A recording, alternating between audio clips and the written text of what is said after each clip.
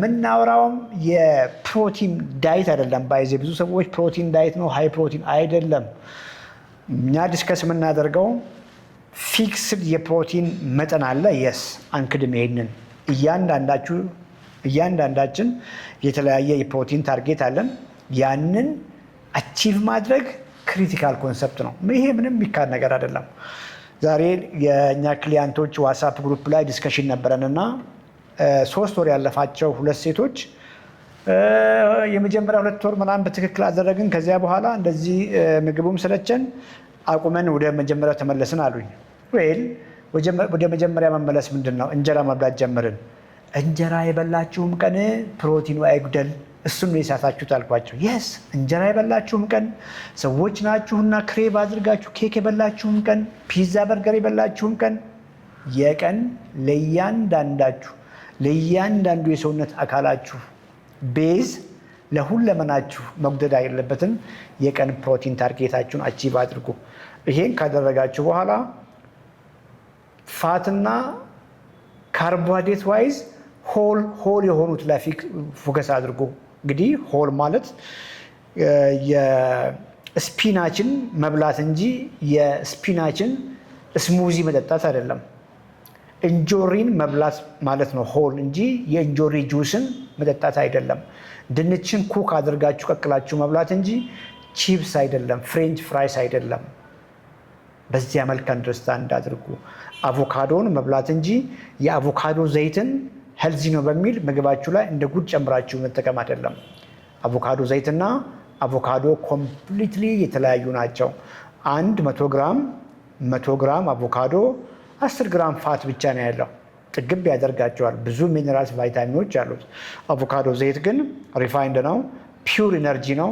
100 ግራም ወይ ደግሞ 100 ኤምኤል የአቮካዶ ዘይት 100 ግራም የአቮካዶ ዘይት ኦልሞስት 100% ፋት ነው።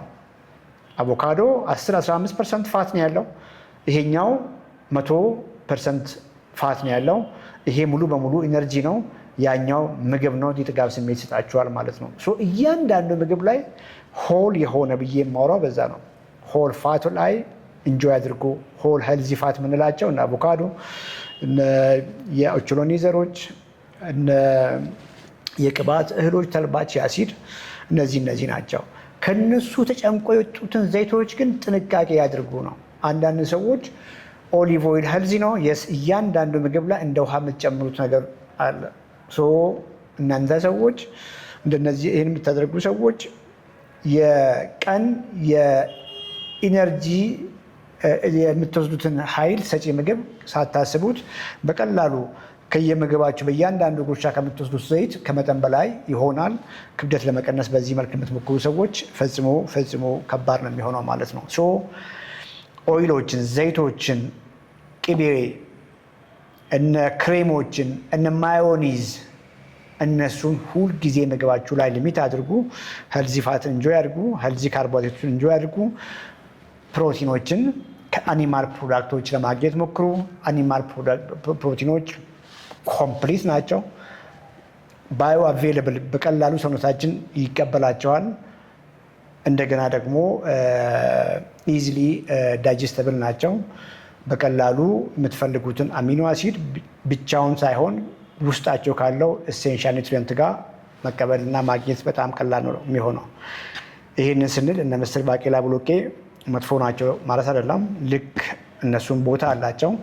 እነሱን ምስር፣ ባቄላ፣ ቦሎቄን ግን ከነሱ በቂ ፕሮቲን ለማግኘት መታገል፣ በተለይ በከተማ ላለን ሰዎች፣ ብዙ ለማንንቀሳቀስ ሰዎች፣ ኦልሬዲ ለወፈርን ሰዎች ፈጽሞ ከባድ እንደሆነ ከዚህ በፊት አውርተናል። የስ ዝም ብለህ ወጣት አደረከን ከሆነ በጣም ቆንጆ ነው እንጂ ያድርጉ። ሰላም ዶክተርዬ፣ እንዴት ነህ? ደህና ነኝ። እንዴት ነሽ? እግዚአብሔር ይመስገን። ስለመጣሽ ደስ ብሎናል። አመሰግናለሁ በጣም እኔም ደስ ብሎኛል ስለተቀላቀልኳችሁ። የስ ኩክ ቤቲ ራሷን ታስተዋውቃለች። ራስሽን አስታውቂ። እሺ፣ ቤቲ ይባላለሁኝ። የ3 ልጆች እናት ነኝ። ቤት ይባላለሁኝ። የሶስት ልጆች እናት ነኝ። ሰውነት የመቀነስ እንትን ላይ በጣም ብዙ ጊዜ እከታተልሃለሁኝ። አመጋገብ ስርዓቴንም እንትን ብዬ አስተካክዬ ከአንተ ፔጆች ላይ በማያቸው እንትኖች ቪዲዮዎች አመጋገብ ስፔሻሊ ፌስቡክ ላይ ያሉት ምግቦችን እንትን አደርጋለሁኝ እና ሰውነቴ ላይ ለውጥ አይቻለሁኝ። ከወሊድ በኋላ ወደ 17 ኪሎ ቀንሻለሁ። አሁንም ይቀረኛል፣ ግን በጣም ረድተኛል። ቴንኪዩ ለማለት ነው። በጣም ነው የማመሰግነው።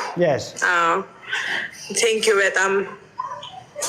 እድሜሽ፣ ቁመትሽ፣ ክብደትሽ ስንት ነበረ? እድሜ አሁን 32 ዓመቴ ነው። 32 ዓመቴ ነው።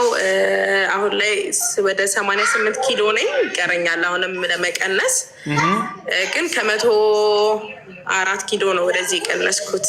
በወሊድ 104 ገብቼ ነበረ። ከ104 ቢያንስ በ4-5 ወር ውስጥ ነው እንደዚህ የቀነስኩትኝ። 4-5 ወር ውስጥ ቀንሻለሁ። 5 ወር። ቁመቴ ሜትር ከ65 ነው። ምን ለውጥ አየሽ? ሌላ ለውጥ ምን አየሽ ጤናሽ ላይ? በጣም ብዙ ማለት አሁን በፊት በጣም ይደክመኝ ነበረ። አሁን በጣም ጥሩ ስሜት ነው ያለኝ። ኢነርጂ አለኝ። በጣም ኢነርጂ ፊል ነኝ። እንቀሳቀሳለሁ። ዋክስ አረግ እንደ በፊት አይደክመኝም ምናምን። ብዙ ለውጦች አሉ።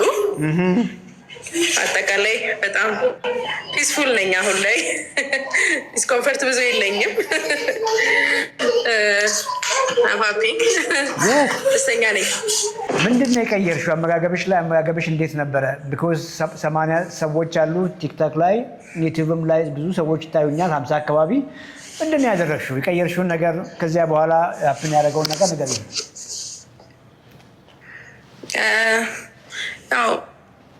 በፊት በጣም ካርብ በጣም እጠቀም ነበር። እነሱን ቀንሻለሁ። ስኳር ቀንሻለሁ። ስኳር ኦልሞስት ይቻለሁ ማለት ይቻላል። ቡና በባዶ ነው የምጠጣው። ከዛን ፕሮቲን ወዳላቸው ምግቦች እና ወደ ፍሩት ቬጅቴብል ወደዛ ምናምን እንትን አደረግኩኝ እና ወደ ቀይ ስጋ ምናምን ወደ መመገብ እንደዛ ነገሮችን። አሁን ስንዴ በጣም በፊት በጣም እጠቀም ነበር። እነሱን ኦልሬዲ አቮይድ አድርጌያለሁ። አልጠቀምም። አሁን ላይ ብዙ አልጠቅምም። ስኳርም እንደዛው በዛ ነው። ይሄንን ነው ያደረግኩትኝ። የአንተ መመሪያዎች እየተከተልኩኝ ጎበዝ ለውጥ አይቻለሁ በደንብ በሚገባ። ስንወፍር ግርጅፍ እርጅት ነው የምንለው ለሰውም ስንታይ። አሁን ያ ተለውጧል ወይ? እድሜሽ ተቀልብሷል ወይ? ሰዎች ምን ይሉሻል ጓደኞችሽ?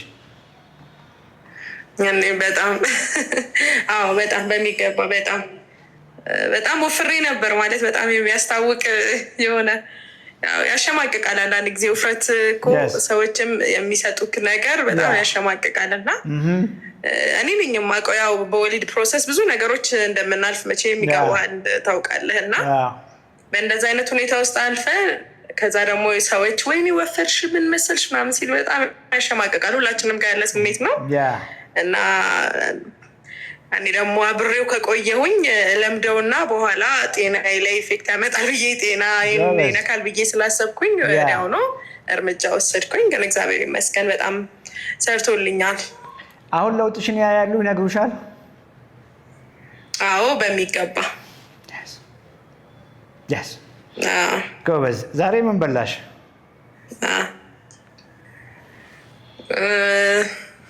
ዛሬ ጠዋት ላይ አሁን ዳይት እያረኩም ስለሆነ እንቁላልና ባዶ ቡና ነው ቁርስ ላይ የበላሁት። ምሳ ላይ ደግሞ ሰላጣ ምናምን የበላሁት፣ ምስር ምናምን እንደ በየአይነት ነገር በእንጀራ በላሁኝ። ዛሬ ላይ ቁርስ ላይ ምን በላሽ? እንቁላል። ስንት እንቁላል በላሽ? እንቁላል እና 3 እንቁላል። 3 እንቁላል። ምሳ ምን በላሽ? እንጀራ ነው የበላሁት።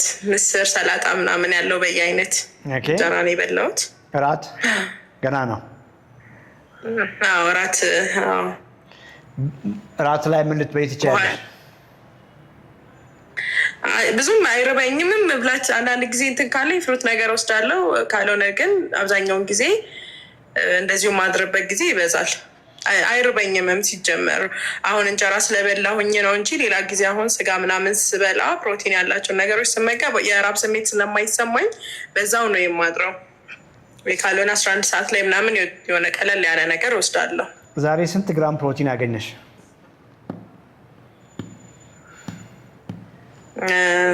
በውል አላውቅም በእውነት። ያ ማወቅ አለብሽ አይደል? ያ ማወቅ አለብሽ።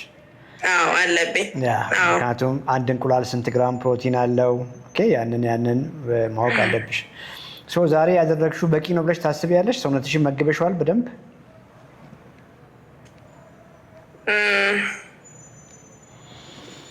ኮመንት ላይ 92 ሰዎች ይታዩኛል። ዛሬ ያደረገችው ነገር ፐርፌክት ከሆነ ከ10 ስጧት።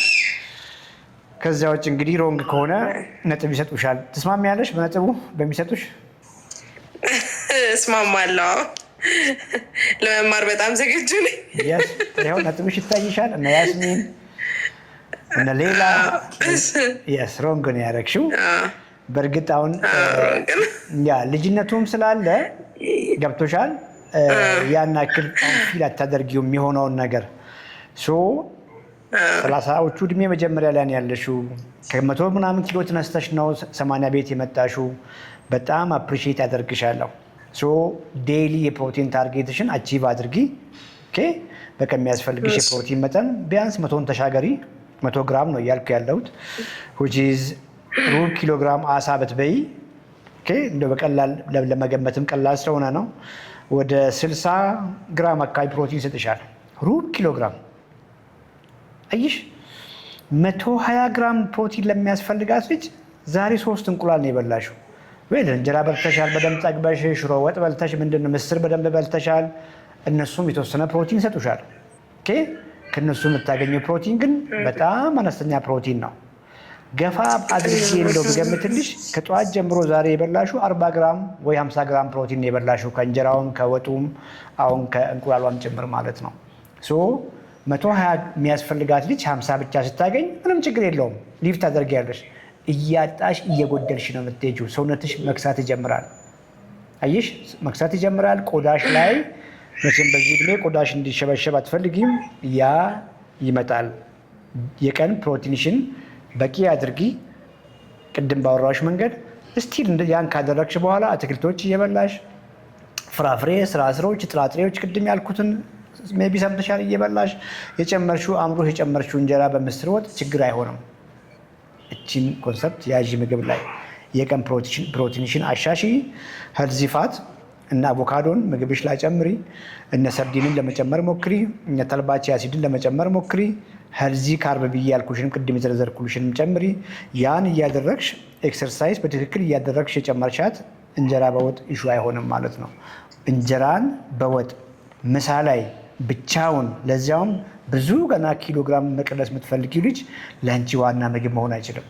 አንድ ምሳ አንድ ቁርስ ወይ አንድ እራት ላይ ቢያንስ ከ30 እስከ 50 ግራም ፕሮቲን ማግኘት አለበት አንድ ሰው ብለን የምናወራው በዚህ ምክንያት ነው። በቂ ያላገኘሽም እንደሱ አድርገሽ አንደርስታንድ አድርጊ። ስንት እርምጃ ሄደሻል ከነጋ?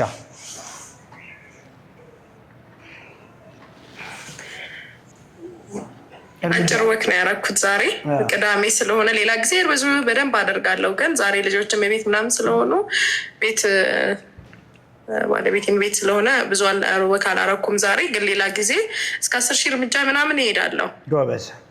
10,000 እርምጃ አንዴ ወክ የምታደርጊው አይደለም። ባይዜ በጠቅላላው ከነጋ ጀምሮ እስከ እንቅልፍሽ ድረስ ምን ያክል ተንቀሳቀስሽ ነው። ቤት ውስጥ ስትንቀሳቀሽም ስልክሽ ይቆጥራል። ሰፈር ስትሄጂ፣ ለጉዳይም ስትሄጂ፣ መኪና ታክሲ ከመቀመጥ በእግር ስትሄጂ፣ ያ ሁሉ ተደምሮ 10,000 መብላት አለበት ነው። ግን ዴይሊ ደግሞ 30 ደቂቃ ያክል ፍጥነት ያለው ወክ ለማድረግ ሞክሪ። ፍጥን ያለ ወክ አይሽ ከሌሎች ሰፈር ውስጥ ከምታደርጊ ወክ ይሻላል። ፍጥነት ያለው ወክ ጨምሪ። በየቀኑ መሆን ይችላል እሱ። ያንን ጨምሪ። ከምግብ በኋላ 10 ደቂቃ ወክ እያረግሽ ነው ለምደሻል። እሱም ምግብ ከጨረስሽ በኋላ ብድግ ማለት ወክ ማድረግ ያን ጨምሪ። ዘን የጡንቻ ስፖርቶችን ጨምሪ እዚህ ላይ ፑሽአፕ፣ ስኳት መሆን ይችላል፣ ክብደት ማንሳት ሊሆን ይችላል። ይሄንን ጨምሪ። ይሄን ያልኩሽን ካልጨመርሽ ገብቶሻል። በፕሮቲንሽን በቂ ካላደረግሽ የጡንቻ ስፖርቶችን እንደ ቀላል የሚመስሉሽን ለአንቺ የማያስፈልግ የሚመስልሽን ካልጨመርሽ አቀናነስሽ ቅድም እንዳልኩሽ ጤናማ አይሆንም። ሰውነትሽ እየተጎዳ ነው የምትቀንሽው። ያ ሲሆን ቆዳሽ ላይ ቅድም ያልኩሽ ነገር ይመጣል፣ መክሳት ይመጣል፣ መራብ ይመጣል፣ ክሬፍ ተደርጊያለሽ። እንጀራ በወጥም በደንብ በቃ ቶሎ ቶሎ አምጪልሽ እና ተመልሰሽ መወፈር ይመጣል። ወይትን ሉዝ ያደረግሽውን የቀነስሽውን ክብደት ማስጠበቅ፣ ቀሪ ዘመንሽን አስጠብቀሽ መቀጠል፣ ኤክሰርሳይዝ ማትደራደሪበት ይሆናል። ጂም ቤት ገብተሽ መሰቃየት ሳይሆን ራይት ኤክሰርሳይሶች ቅድም ያልኩሽን በሳምንት 2 ያልኩሽ የጡንቻ ስፖርቶች፣ ወክ ምናምን ያልኩሽን እነሱን መንቴን አድርጊ። ምግብሽ ላይ ሁል ጊዜ ፋት፣ ዘይት ተቆጣጠሪ። እያደረግሽ ያለሽው ነገር ለእኔ ቆንጆ ነው። ከምሰማው አንጻር በጣም ጥሩ ነው እያደረግሽ ያለሽው። 105 ሰዎች እየሰሙሽ ነው። ምንድን ነው የምታያቸው? ይሄ ይቻላል ነው ይከብዳል ነው የምታያቸው? እስቲ መጨረሻ አስተያየት ስጪና ውጪ። እሺ፣ አመሰግናለሁ። ይቻላል። ለእኔ ቀላል አይደለም። እንዳሰብኩት መጀመሪያ በጣም ከብዶ የነበረ ይቻላል። አሁንም ቀጥላለሁኝ። እኔ ገና መቀነስ አለብኝ። ካለሁበት ኪሎ 10 ምናምን ኪሎ መቀነስ አለብኝ። ግን በአጭር ጊዜም 4 ወር 5 ወር ውስጥ ይህን ያክል መቀነስ ለእኔ በጣም ትልቅ ነው ይሆናል ብዬ ስላላሰብኩኝ እና አመሰግናለሁኝ። ይቻላል። እንደ በርታ። ቴንኪዩ። እሺ ዶክተር፣ መልካም ቀን። አመሰግናለሁ። ሰላም ሁኑልኝ። ቻው። እሺ